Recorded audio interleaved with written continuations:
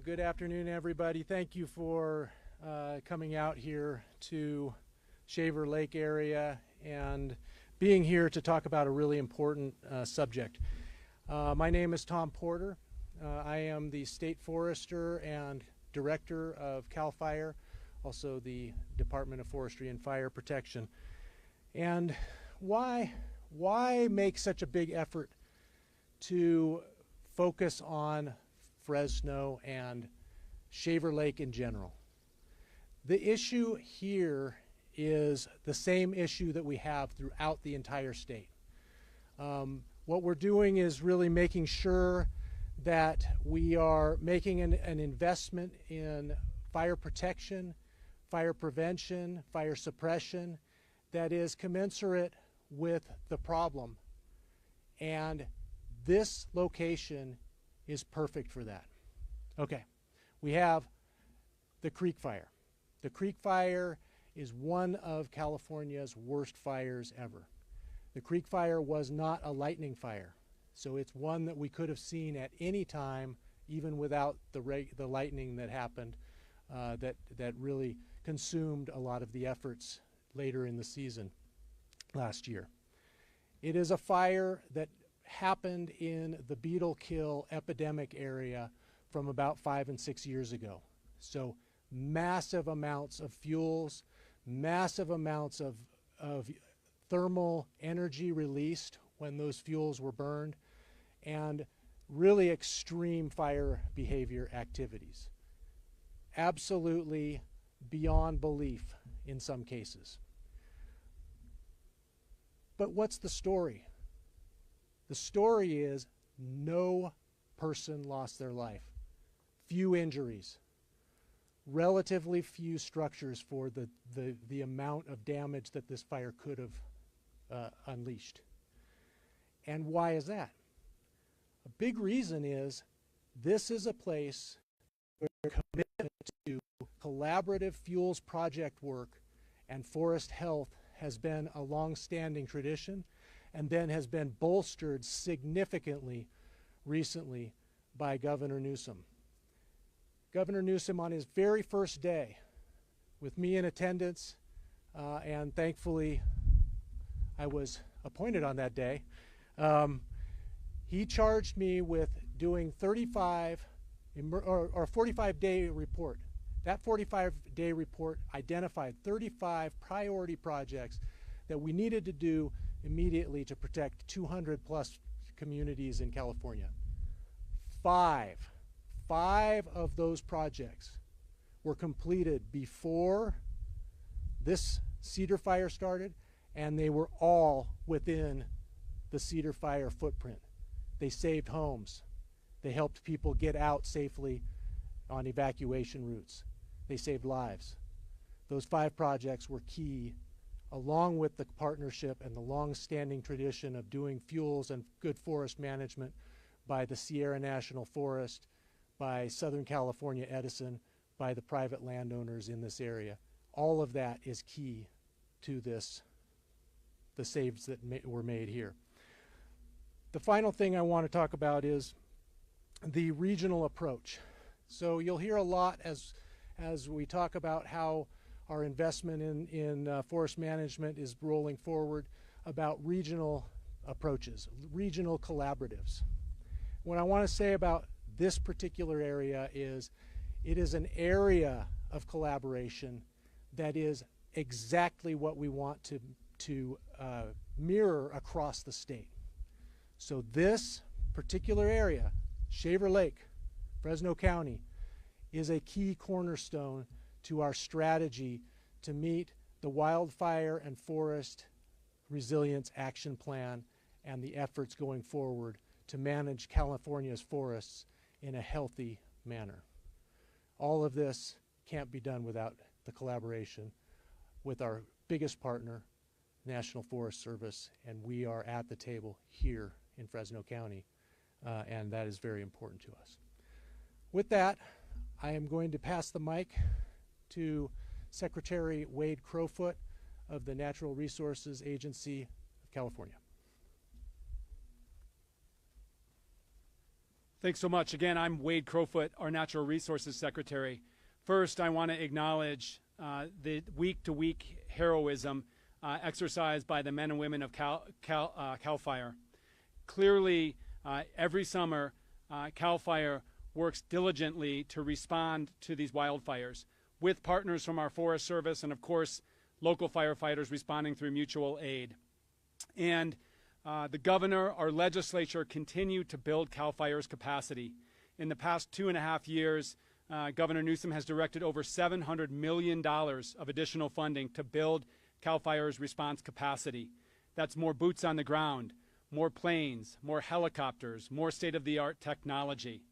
And I think I can safely say that we have the most sophisticated wildland firefighting force in the country, if not the world.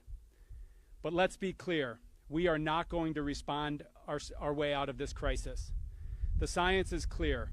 Warming winter temperatures and warming summer temperatures across the American West are creating more challenging and dangerous wildfire conditions.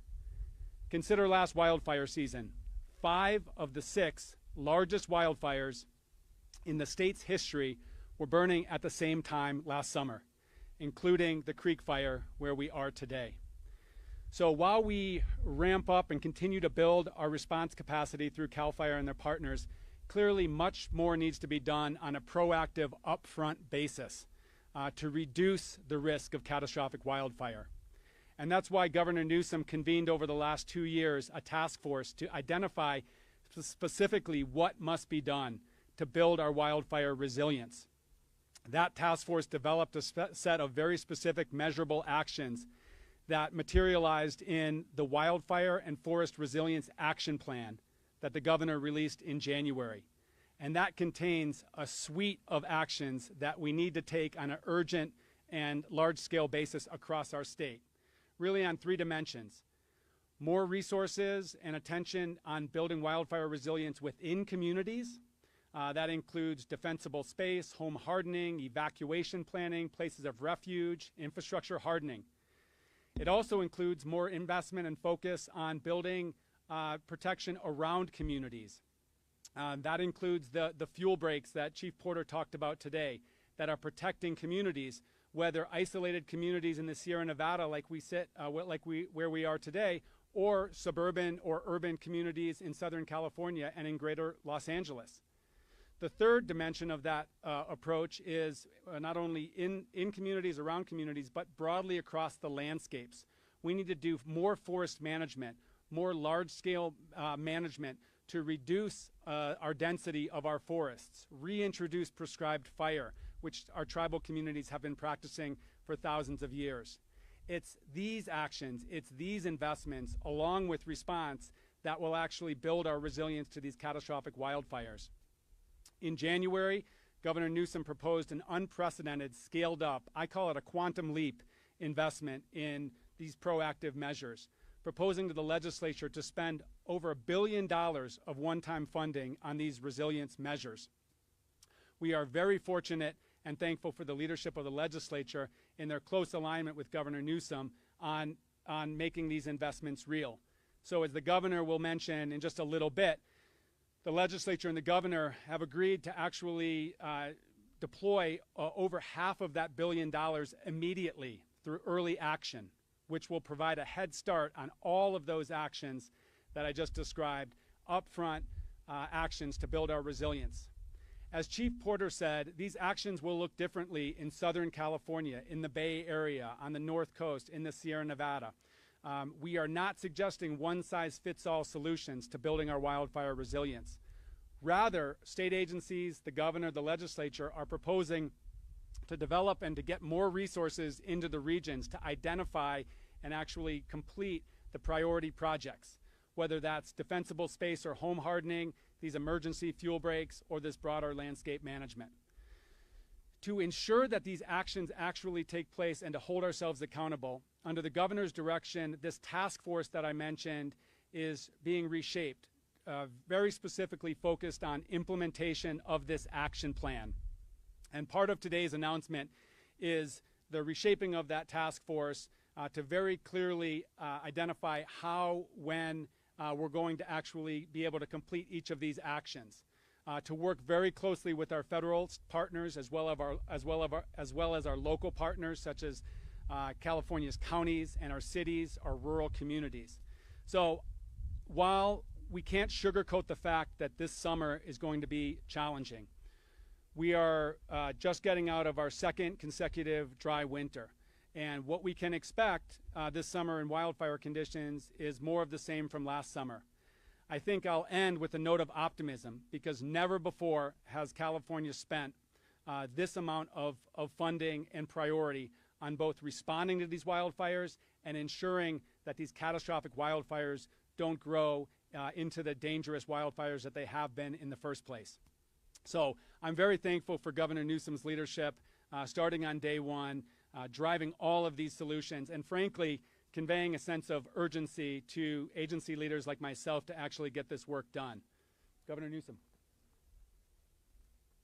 Thanks, Wade, and thanks, Chief Porter, and all of you that are assembled here, particularly men and women in uniform, CAL FIRE, and of course the National Guard. And you can see folks behind me from the Conservation Corps, Operation Rattlesnake, which is a effort pulling folks off the border, and the National Guard to get up here and do some wildfire, field break, and forest management work. Been doing that over now 2 years. But I want to just first level set and just thank everybody for the opportunity to come back and visit this site. I was here not too many months ago then with a candidate as Vice President, Kamala Harris, surveying the site a little bit later in September and trying to understand the magnitude of the Creek Fire. Some 375,000 acres later, 856 structures, fourth largest, most devastating fire in terms of size, scale, and scope in our state's history.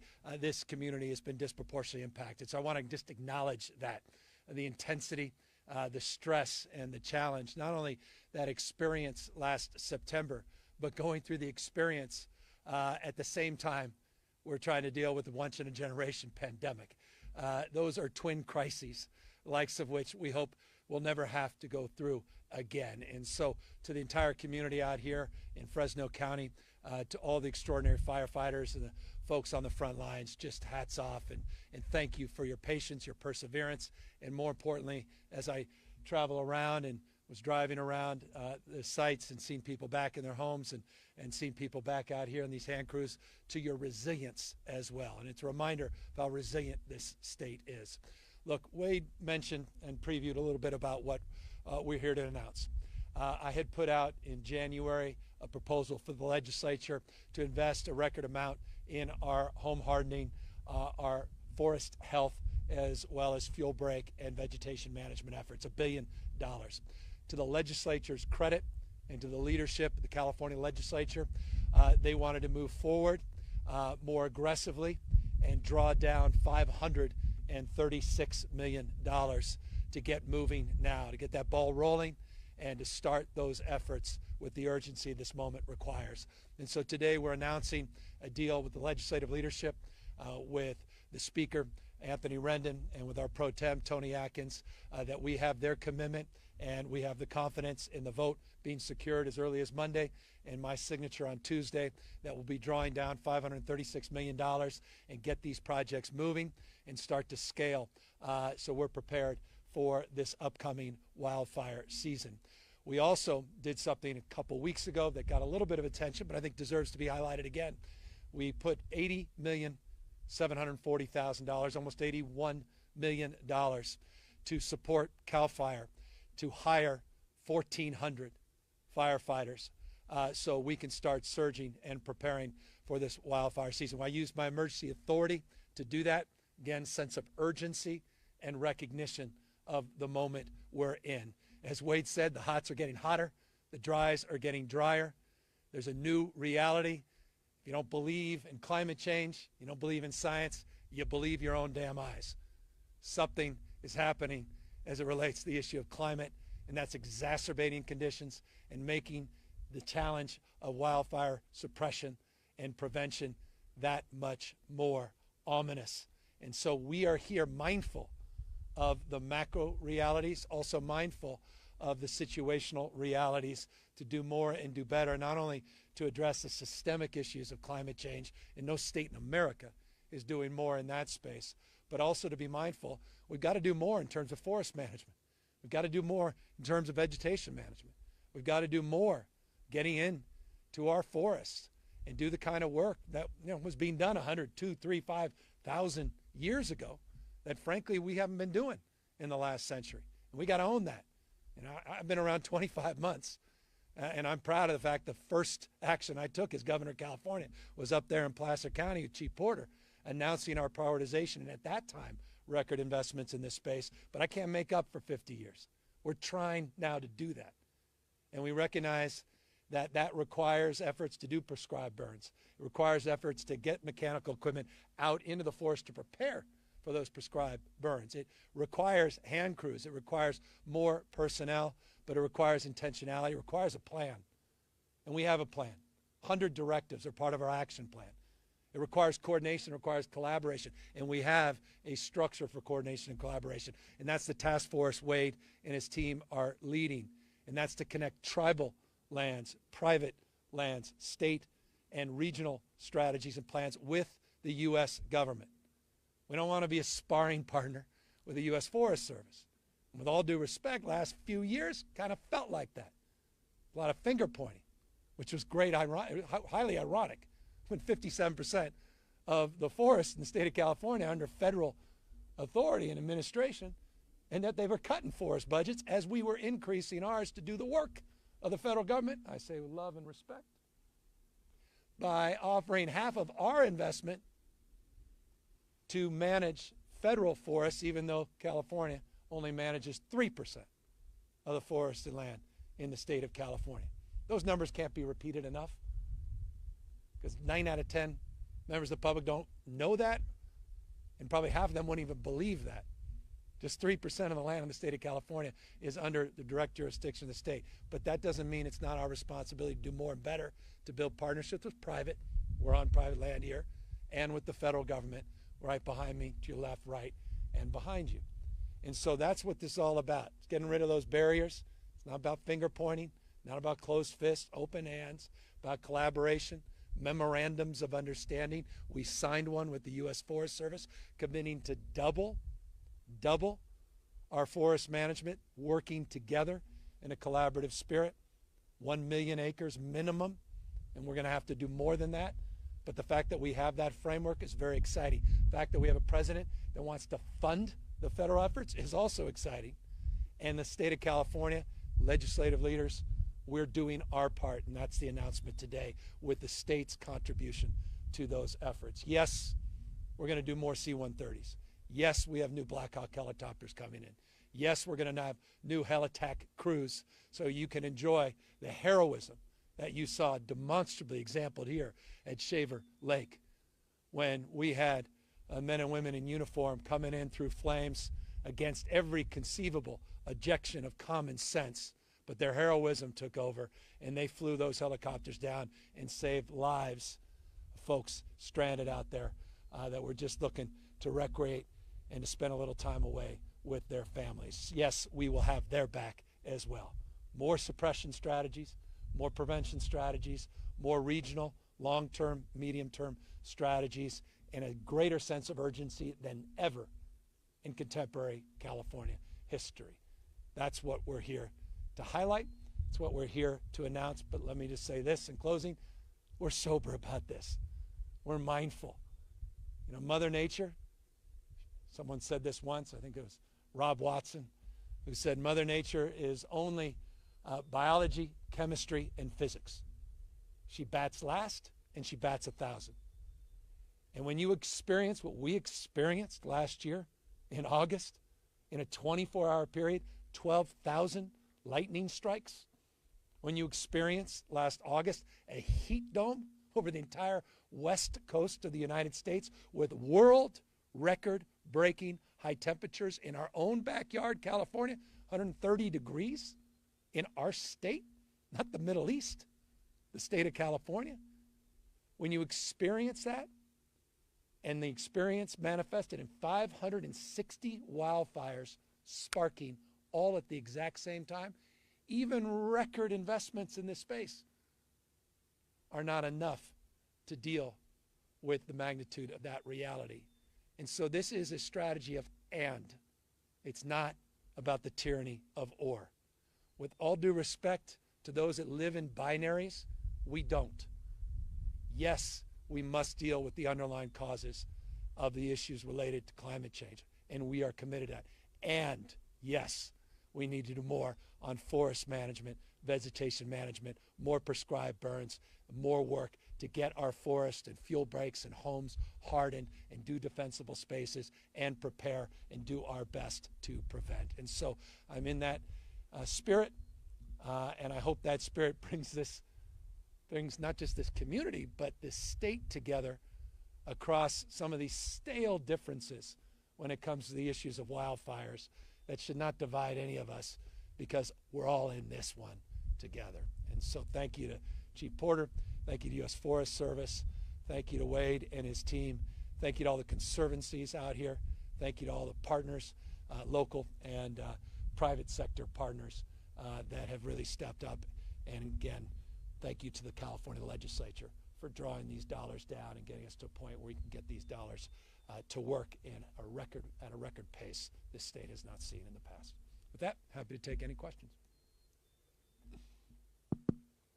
Good afternoon, Governor. This is Thaddeus Mill at the Fresno Bee. You talked about 1,400 jobs. Who's getting these jobs? Is there an effort to recruit locally or particular regions of the state? Yeah, so I'll ask Chief Porter to come up, who's responsible for getting it. And to be exact, it's 1,399. I mean, if you find an extra person, I think we can fund that. So let's round up to 1,400, but 1,399. And there's components within that. There's surge components, temporary, as well as ongoing. I've got a budget that includes an additional $143 million that's in front of the legislature for 30 more fire crews. We've added a lot more engines in the last year as well. This includes Conservation Corps members. There'll be a regional component, there'll be a local component, there'll be a statewide component, but you got the chief here, and he'll talk more specifically. I will be more specific, but also concise. Really, for the piece of this that is, where are those jobs? Those jobs are going to be local throughout the state. We're going to be adding these fire crew capabilities and the jobs that are associated with those throughout California. So it's part of a strategy that we already had been moving on. There are components that are part of the governor's proposed budget that have been moved forward into this early action capability. So there will be permanent jobs as well as seasonal jobs as well as core member jobs, all created by this, and they will be throughout the state and here in Fresno as well. And, I mentioned the Helitac teams. The reason we wanted to draw down and move earlier is we want these guys fully operational by May 1st. I mean, let's be realistic. Fire season's already started. We were battling close to what, almost like 850 acres up there in Siskiyou. You've been battling something over here in Sierras just in the last 48 hours. We've doubled the number of fires this year compared to last year, where we had over 4 million acres burned already this year. As Wade Crowfoot just said, second year of drought conditions, not yet a drought emergency, but drought conditions in this state. And we're already working aggressively in that space, and we'll be making many different announcements in that space in the coming days, not just the coming weeks. But we're very mindful of what is happening and what happened on April 1st when we had our annual snowpack survey, which showed a significant below average 59%. And that is something that, again, brings me out here today with a deep sense of urgency. Hi, Governor. This is Jocelyn with CBS 47. I had two questions really relating to the Central Valley specifically. One, you were back here in September with Vice President Kamala Harris. Now to be back here, I wanted to ask you, why specifically Fresno County did you decide to come back here and make this announcement? And second question, just when we're talking about climate and the Central Valley being disproportionately impacted throughout this year, A bipartisan group of Central Valley lawmakers sent you a letter asking you to declare a state of emergency on California's drought and regarding water shortage. I was wondering what your response is to that and if you're prepared to do that. Yeah, we're preparing to do many things as it relates to preparing ourselves for the reality of moving in now formally into a second year of drought conditions. As it relates to the specific declaration of emergency, which has all kinds of component parts, we're not prepared to do that at this moment, but all of the commensurate components that were part of that letter we've already been doing, actively have planned to do, and have committed and resolved to do. And so, as I said, in the next days and weeks, we'll be saying a lot more on that subject. But let me just let you know, I've been at Fresno, I think, 5 times in 5 weeks. And I'm not saying that to impress anybody, but to impress upon you, it's not a passing interest, the county, to me. It's full commitment.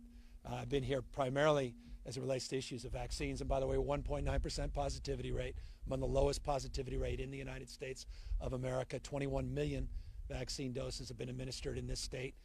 It's the 6th most in the world, 7+ million more than any other state. 3 million doses were administered in the last 7 days, which is a record for the state of California. Manufactured supply.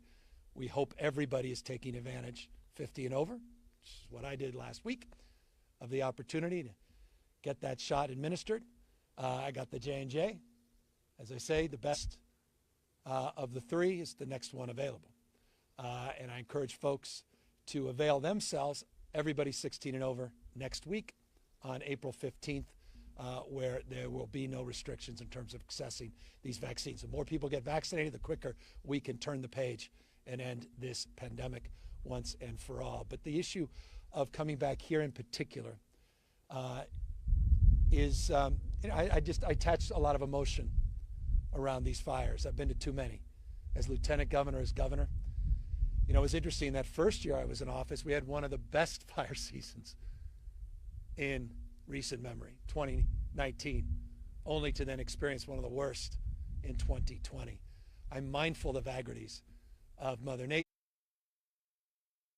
the vagaries of weather patterns, and the challenges that are afoot. And so I'm here because I wanted to see firsthand the progress in terms of people moving back into their homes, and I wanted to see how some of the management and reforestation efforts were looking. And I will say this, it's a wonderful thing to see the crews out here, and wonderful, as I said, the thing that really lit my heart up was seeing that a young girl outside playing just right up the road here. And I can imagine what she went through last September and October, wondering if her home was safe and everything her family went through. So I want to just connect on that level, and that's why I specifically wanted to come back here near Shaver Lake and back to Fresno County. Governor Newsom, Vanessa Vasconcelos, ABC 30. You touched on this a little bit, but especially with the Creek Fire, we ran into federal, state, private, and county jurisdiction issues. You touched on the response, but is there any effort to make preventative measures uniform throughout? And if so, what does that look like? Well, I think one of the things, and we were just up looking at the map, and that map that we started with is a very good map to take a look at. You could see where that collaboration is truly taking shape. Because you have a patchwork of jurisdictions, these regional plans, and by the way, the funding that we're putting out, this $536 million, supports regionalism, supports grants for conservancies, supports efforts, private, state, regional, and federal efforts in order to do just that, to knit these together. But you can see a lot of that knitting was already taking shape in the last couple of years here. And Chief Porter said it. I didn't. Better the chief to say it than an elected official. But it is notable that 5 of those high-profile projects, of those 35, where we did some environmental waivers to allow fast-tracking those projects, 5 were already well underway or complete in and around the area. And if you listen to the experts, it had a profound impact at actually mitigating the damage, as significant as it was, but mitigating the damage in terms of structures and the prospect of lives lost. So I'm very proud of those projects, but we're mindful 5 is not 50 and 5 projects as large as they were, not at the scale that is required of millions and millions of acres in the surrounding communities. When it comes to federal land, has the Biden administration said anything about wanting to support these efforts? Not only has the Biden administration said something, the president and I had a direct conversation on this topic. During the transition, the president reached out on 2 subjects: climate change and forest fires, wildfires broadly defined. And we talked about the nuances. It's not just forest fires, wildfires broadly defined. And by the way, one of the significant components of this $536 million is that recognition that some Southern California communities, Malibu area and others, Ventura, very different conditions than up here in lower Sierras or even more broadly in the Sierras. So we are becoming more sophisticated and nuanced in terms of those grants and those funding streams, but also it was all about how we could partner more collaboratively together. And here's why it's more important than ever.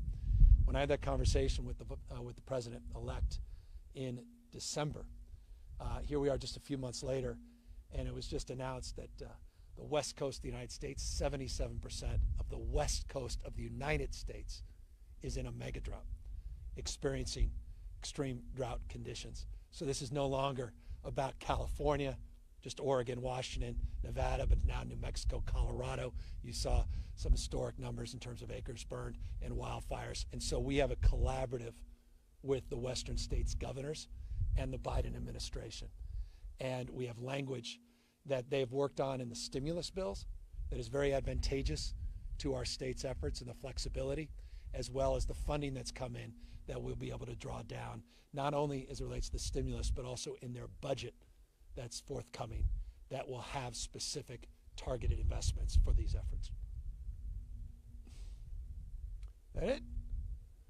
Well, thank you all very, very much for coming out. And again, just tip of the hat to CAL FIRE, to all our mutual aid partners, to local firefighters, men and women in uniform across all jurisdictions and stripes, from the National Guard to California Highway Patrol to the Fresno Sheriffs and our local law enforcement agencies. Thank you for work you've done, and we're very mindful of the work we anticipate we'll be demanding of you in the upcoming months. And everybody take care, take seriously these threats, and hopefully this news today comes as a pleasant announcement and a very supportive announcement to get ahead of this year's fire season. Take care, everybody.